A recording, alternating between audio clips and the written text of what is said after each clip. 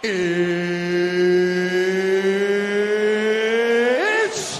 time! Bonjour tout le monde, bienvenue dans cette nouvelle vidéo. Moi et mon collègue Yves, nous allons décortiquer l'UFC 291. Donc, nous allons commencer l'analyse complète de cette carte par le combat opposant Jake Matthews à Darius Flowers. Donc, en commençant, on a Jake Matthews qui est 18'6", 28 ans, 180 cm avec 183 cm de portée, contre Darius Flowers, qui a 28 ans, 175 cm de grandeur et 180 cm de portée. Donc, on voit un léger avantage du côté de Jake Matthews, autant dans la portée que dans la grandeur. Donc, commençons par parler de Darius Flowers. Darius Flowers, c'est un combattant qui a gagné son dernier combat dans la Contender Series de Dana White. Il a gagné à cause d'une blessure de son adversaire Gogo Lads, qui méritait son contrat dans l'UFC grâce à cette victoire. Mais là, il va faire face à un adversaire assez coriace que même s'il a seulement 28 ans, on parle d'un combattant qui a déjà 17 combats derrière sa cravate, donc 11 victoires, 6 défaites, qui est quand même vraiment beaucoup. Matthews, pour le décrire, on parle de quelqu'un qui a une très bonne boxe. C'est vraiment un dur, il abandonne jamais. On l'a vu dans son dernier combat. Il a fait knockdown plusieurs fois à son dernier combat et qui s'est relevé, qui a jamais abandonné. Il a une très bonne durabilité aussi. Il va à fond pendant 3 rounds. Il a aussi gagné contre un très bon adversaire quand même, André Fiallo, par KO. Donc, c'est pour ces raisons que je vais y aller avec Jake Matthews devant Darius Flowers. Je vais laisser la parole à mon collègue. Donc, pour ma part, moi aussi, j'y vais avec Jake Matthews. Selon moi, l'expérience non négociable de Jake Matthews va avoir le dessus de Darius Flowers. On parle quand même d'une différence de 17 combats. En fait, c'est le deuxième combat dans l'organisation de la UFC pour Flowers. Le total est de 17-0. Un si on compte le combat dans le Dana White Contender Series. Aussi, je pense que Matthews peut gagner des combats partout, contrairement à Flowers, que lui a 4 de ses 5 défaites par soumission. Donc, ça serait peut-être une variante auquel Jake Matthews pourrait exploiter. Flowers a 5 victoires par KO au premier round, donc c'est pas négligé, mais contre un combattant aussi expérimenté que Matthews, je pense pas que c'est quelque chose qui devrait arriver. Et puis, la grandeur ainsi que la portée n'est pas à son avantage, donc c'est pour ces raisons que je vais avec Jake Matthews. Que le prochain combat sur la liste, c'est Roman Kopylov versus Claudio Ribeiro. En analysant ce combat, j'ai pu voir que c'était 2 strikers avec une haute efficacité de KO. Ça risque de pas aller au sol vraiment, mais souvent, j'ai remarqué que lorsqu'on se dit ça, c'est ce qui se passe. Dans le fond, c'est le contraire de ce qu'on pense qui va arriver.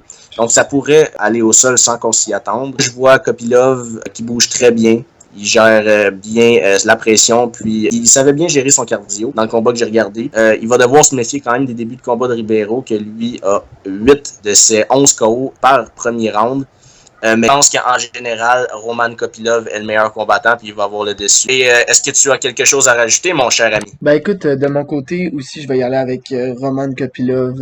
Dans le fond, je vais un peu résumer ce que tu as dit. Ça va être un combat entre 2 bons strikers. J'ai vraiment pas l'impression que ce combat-là va aller au sol. En tout cas, je serais très surpris. Je vais y aller du côté de Kopylov à cause qu'il y a un très bon jab. Il bouge très bien. Et aussi, quelque chose qui est pas à négliger chez Kopylov, c'est qu'il y a quand même une très très bonne lutte. Aussi, on parle d'un gars que dans ses 10 victoires, il y a 9 que c'est par KO. Donc, je pense qu'il va en faire assez pour aller chercher victoire contre Ribeiro et juste pour mettre un peu de croustillant.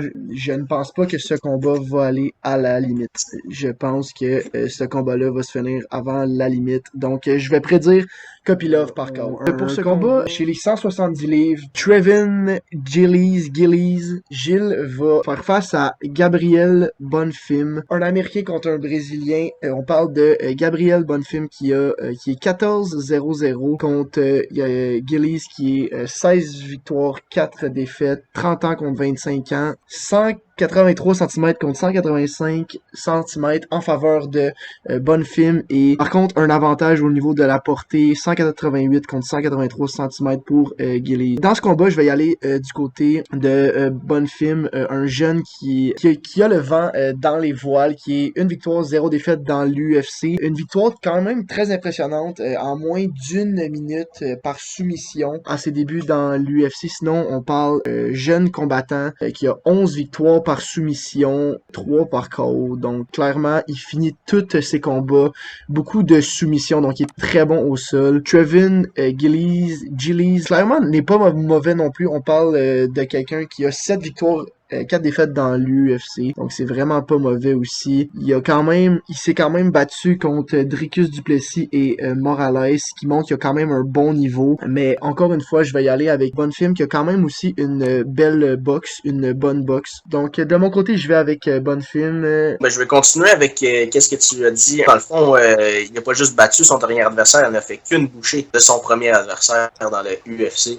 Il a su capitaliser sur une erreur, donc ça démontre déjà à quel point il a déjà atteint un certain niveau, avoir capitalisé sur une erreur de la sorte. Donc mon choix s'arrête sur Gabriel Bonfim aussi. Dans le fond, c'est un jeune qui a le vent dans les voiles, il a la fougue de la jeunesse, puis c'est un peu comme un train, c'est-à-dire que je crois qu'il s'en vient dans l'UFC, puis il va être dur à arrêter. Aussi, qu'est-ce que je peux dire, c'est que lorsqu'il y a un combattant qui se démarque pour sa lutte, spécifiquement, j'ai souvent tendance à l'avantager, puisque selon moi, c'est l'art martial le plus important dans notre sport. Toutes ces raisons, je vais aller avec Gabriel Bonfim. Alors, nous sommes rendus à Derek the Black Beast Lewis contre Marcos de Lima. Dans le fond, moi, je suis convaincu que ce combat terminera par un KO. Et ce KO sera fait par Derek Lewis. Et selon moi, il a fait face à une bien plus grande compétition que de Lima récemment. Donc, il ne faut pas se laisser aveugler par ses défaites. Il reste le Black Beast. De Lima a perdu versus un combattant très modeste qui est Blagoy Ivanov et a comme victoire importante un combattant de 43 ans, un vieux Andrei Arlovski. Donc, pour moi, ce sera Derek Lewis qui va faire un retour en force. Moi, de mon côté, je vais y aller, contrairement à toi, je vais y aller avec De Lima. Je comprends tes arguments, je trouve que tes arguments font du sens, mais par contre, contrairement à Derek Lewis, qui lui semble, je comprends qu'il était contre des adversaires de plus haut niveau. Ça fait quand même 3 combats qui se fait vraiment manger la laine sur le dos. Donc, il s'est fait finir 3 fois, 2 fois au premier round. Tandis que, même s'il a 38 ans, Marcos de Lima semble vers une pente quand même assez montante. Il a gagné ses 2 derniers combats aussi. On parle d'un combattant qui a seulement perdu une fois par KO.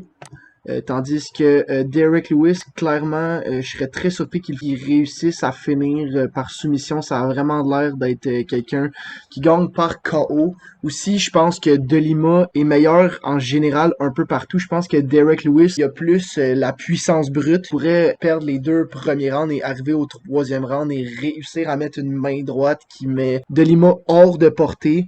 Mais bon, si je me fie en général, je pense que De Lima est un meilleur lutteur que Derek Lewis. Je pense que il a quand même une boxe respectable et je pense qu'il va en faire assez pour aller chercher la victoire contre Derek Lewis par décision. Parce que oui, Derek Lewis a 4 défaites dans ses 5 derniers, mais ses adversaires étaient quand même Sergey Spivak, Sergey Pavlovich, Taito Iwaza et Cyril Gane, qui sont dans le top 5 ou très proche du top 5. Je pense que Lewis est en dessous de ces combattants-là. Il est moins bon.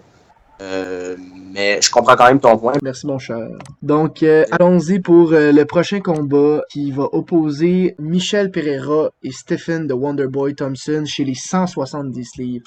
On parle d'une différence d'âge de 11 ans. Donc, Michel Pereira qui a 29 ans, Stephen Thompson qui a 40 ans. Donc, c'est quand même énorme comme différence. Stephen Thompson qui a 183 cm de grandeur, 191 de portée, contre Michel Pereira qui a 186 cm de grandeur et 185 cm de portée. Donc, un avantage au niveau de la portée pour Thompson et un avantage au niveau de Pereira pour la grandeur. Donc, pour ce combat, je vais prendre Stephen Thompson, mais je pense que ce combat peut quand même vraiment aller d'un côté comme de l'autre. Je pense que ça va être un excellent combat, très excitant. Du côté de Stephen Thompson, je pense qu'il a un kickboxing très impressionnant. Je pense qu'il juste le fait de voir qu'il a gagné contre Kevin Holland, qui est un très bon boxeur aussi, avec une très très bonne puissance. Ça montre quand même toute l'étendue de son talent. Il a aussi réussi à battre Geoff Neal et Luke, qui sont dans le milieu de cette division-là.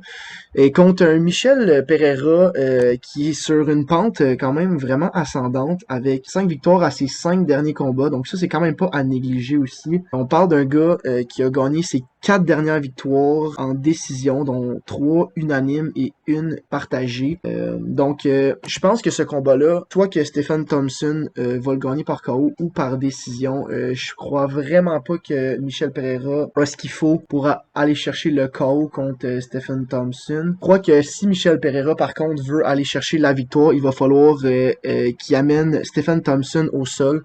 Puisque Stephen Thompson, si on regarde ses 2 dernières défaites, clairement, c'est contre des combattants qui sont de niveau supérieur en Bell Mohamed et Gilbert Burns, qui sont dans les hauts de la division, mais fait important à noter, on parle de 2 combattants qui, quand ils ont affronté Stephen Thompson, combinés ensemble, ils ont plus de 15 tentatives d'amener au sol contre Stephen Thompson. Donc, les deux ont réussi à battre Stephen Thompson et clairement, le modèle, c'était de l'amener au sol. Donc, je pense que Michel Pereira, si la clé de la victoire pour lui, ça serait d'aller au sol. Des points, c'est Pereira est très spectaculaire, mais parfois il est inefficace. Donc, ce que ça cause, c'est qu'il gère mal son cardio. Parfois, il l'a déjà bien géré pour gagner justement des combats. Peut-être ça que je m'attends de lui. De plus conserver ses kicks et ses mouvements spectaculaires chez lui, un Michel Pereira plus conservateur. Il a déjà donné des ouvertures à ses adversaires dans le passé. Thompson, c'est un kickboxer élite. Il a besoin qu'une demi-seconde pour mettre le combat hors de la portée de Michel Pereira puis de le faire payer très cher. Selon moi, si Pereira veut gagner, c'est justement ce que j'ai dit avant. Il faut qu'il reste conservateur. Il fasse un combat sécure et ne pas donner d'opportunité à Thompson. Stephen Thompson est capable de se créer ses propres ouvertures. Moi, je pense que ça va se finir, comme mon collègue a dit, soit par un KO de Stephen Thompson ou par une décision. Donc, comme prochain combat, nous avons Michael Chiesa contre Kevin Holland, le Trailblazer. Nous avons une grandeur de 185 cm pour Michael Chiesa et de 191 cm pour Kevin Holland. Une portée de 192 cm pour Michael Chiesa et de 206 cm pour Kevin Holland. Donc, je pense qu'il va gagner ce combat-là. Moi, je pense que ça va être Kevin Holland. Je crois que c'est celui des deux qui a le plus à donner à ce sport dans l'avenir. Une très bonne façon de rebâtir ce qu'il avait commencé à construire serait de gagner un combat contre Michael Chiesa. Parce que s'il perd ce combat-là, ben, ça voudrait dire qu'il en a beaucoup à perdre, en fait. Donc, Chiesa, les années avancent. Il a été moins actif. La dernière victoire remonte au 20 janvier 2021. C'est pas hier. Et Chiesa s'est même déjà fait prendre à son propre jeu. C'est-à-dire, il a essayé d'amener son adversaire au sol et a perdu au sol. Même si c'est un combattant qui gagne beaucoup ses combats par soumission, il s'est fait soumettre quelques fois aussi. Donc, pour toutes ces raisons, moi, j'y vais avec Kevin Holland pour ce combat-là. De mon côté, je crois que ça va être un combat, encore une fois, super serré. C'est vraiment difficile à dire. C'est comme un peu l'opposé des deux styles. Kevin Holland, qui est un super bon striker avec une très bonne boxe, avec vraiment la puissance de faire un KO à n'importe quel moment contre Michael Chiesa, qui a vraiment... lui qui semble être plus un combattant efficace au sol avec plusieurs soumissions dans sa carrière. De mon côté, je vais y aller pour Michael Chiesa dans ce combat. Simplement du fait que je pense qu'au sol, l'avantage, c'est clairement Michael Chiesa qu'il a avec 10 victoires en carrière par soumission. Aussi, c'est quand même un fait important à noter que dans l'UFC, Michael Chiesa s'est seulement fait mettre KO à une seule occasion. Donc quand même, c'est un combattant qui en 17 combats s'est seulement fait mettre KO une seule fois. Je pense que Michael Chiesa va vraiment essayer d'aller amener le combat au sol. Et je pense que Kevin Holland n'a pas ce qu'il faut, même si c'est pas nécessairement un mauvais lutteur, un mauvais grappler. Je pense que Michael Chiesa va en faire assez au sol pour aller chercher une victoire par soumission. contre Kevin Holland. Donc maintenant on y va avec ce combat entre une légende Tony Ferguson et Bobby Green chez les 155 livres. On parle de Tony Ferguson qui a clairement l'avantage au niveau de la grandeur et surtout un grand avantage au niveau de la portée. Par contre, Tony Ferguson 5 défaites à ses 5 derniers combats. Plusieurs défaites quand même assez brutales, surtout celui contre Michael Chandler, où il a essuyé un très très gros kick dans la figure qui l'a fait tomber KO. On parle quand même de des défaites contre de très bons combattants en Michael Chandler, Oliveira et Justin Gaethje. Par contre, dans le combat contre un vieux Nate Diaz qui était vraiment pas mauvais, mais quand même, on parle d'un vieux Nate Diaz. Ferguson n'a pas su rivaliser avec la boxe de Nate Diaz. Et je pense que Bobby Green est reconnu pour avoir une très très bonne boxe. C'est sûr qu'à son dernier combat, il a été un peu décevant contre Jared Gordon. Il s'est fait toucher plusieurs fois contre Jared Gordon avant que le combat soit arrêté. Mais je pense qu'il y a un très très bon jab et que Bobby Green va gagner par décision parce que c'est pas un combattant qui a un one punch KO, si je peux dire ça en anglais. Je pense que Bobby Green va placer des jabs et des combos qui va faire qu'il va gagner à la longue contre Tony Ferguson. Donc pour moi qui étais un fan de Tony Ferguson, malheureusement, il n'est plus l'ombre de lui-même. Ses bonnes années sont loin derrière. Avoir un match contre Green, c'est pas une bonne chose pour lui, car je crois que Green, étant très loin d'une ceinture UFC, il n'a jamais été proche, il ne le sera jamais.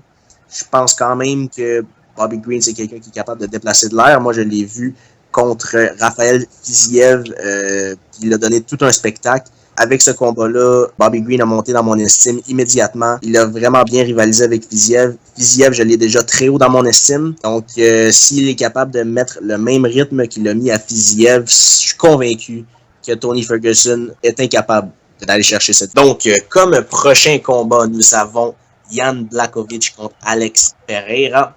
Donc, 40 ans pour Blachowicz contre 36 ans pour Alex Pereira. C'est 6-2, 188 cm pour Jan Blachowicz contre 194 cm pour Alex Pereira et 198 cm pour la portée pour Blachowicz contre 203 pour Alex Pereira. Donc pour ce combat-là, je me suis gratté le coco plus qu'une fois pour choisir un gagnant. Je crois que ça va être quand même assez serré. Je dis pas que ça va se rendre en décision, ça pourrait finir en premier round KO, mais ça peut aller quand même d'un bord comme de l'autre.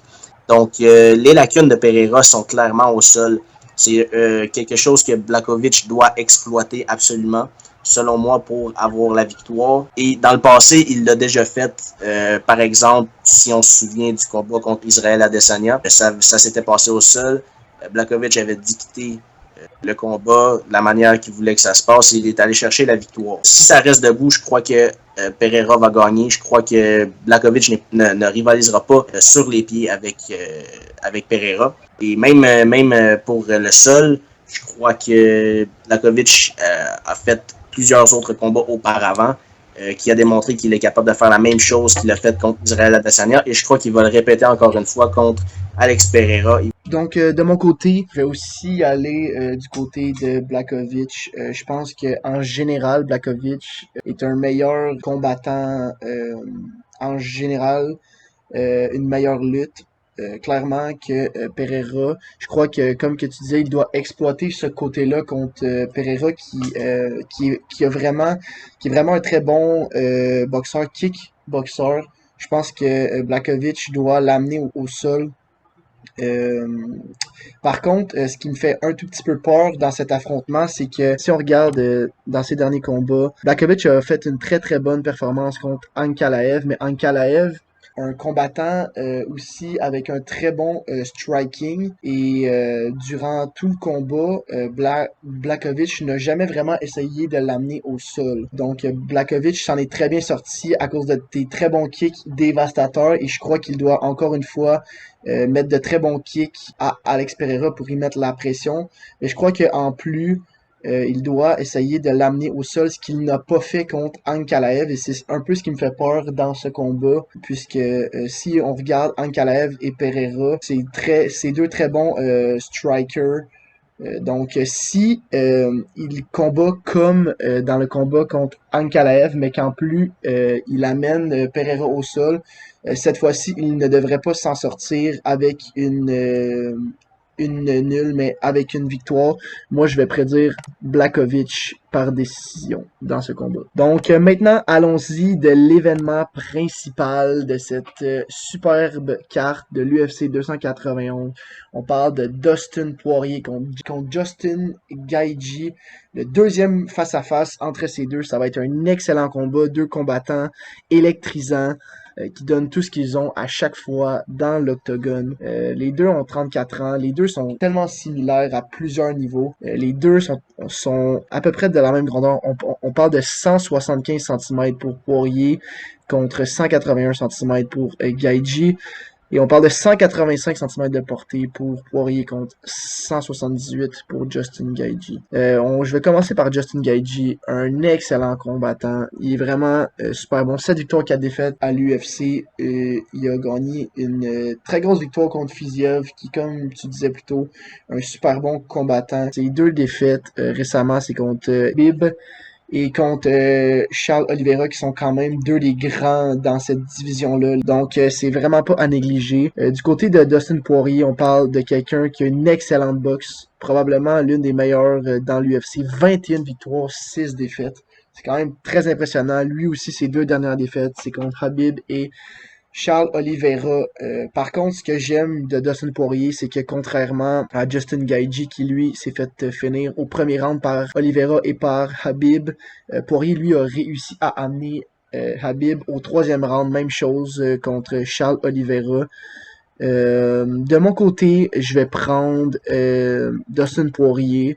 Un gars qui a un cardio incroyable, qui va se donner à fond et qui va être super bon pendant 5 rounds. J'aime aussi le fait que Dustin Poirier fait plusieurs combos au corps et à la tête.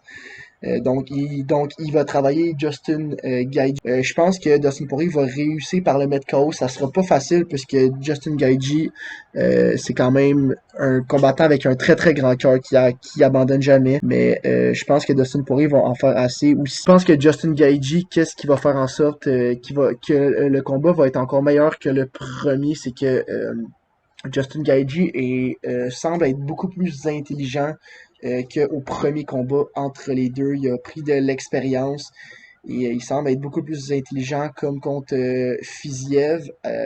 Il a été très patient dans ce combat-là à place de, dès le premier round, mettre la pression. Il a vraiment été plus patient. Puis ça, je pense que contre un Dustin Poirier qui a des très très bons counter-strike et une bonne boxe, ça pourrait faire en sorte qu'il sorte victorieux contre Dustin Poirier, mais personnellement, je vais y aller avec Dustin The Diamond Poirier. Moi, personnellement, de mon côté, je vais y aller avec Dustin Poirier aussi.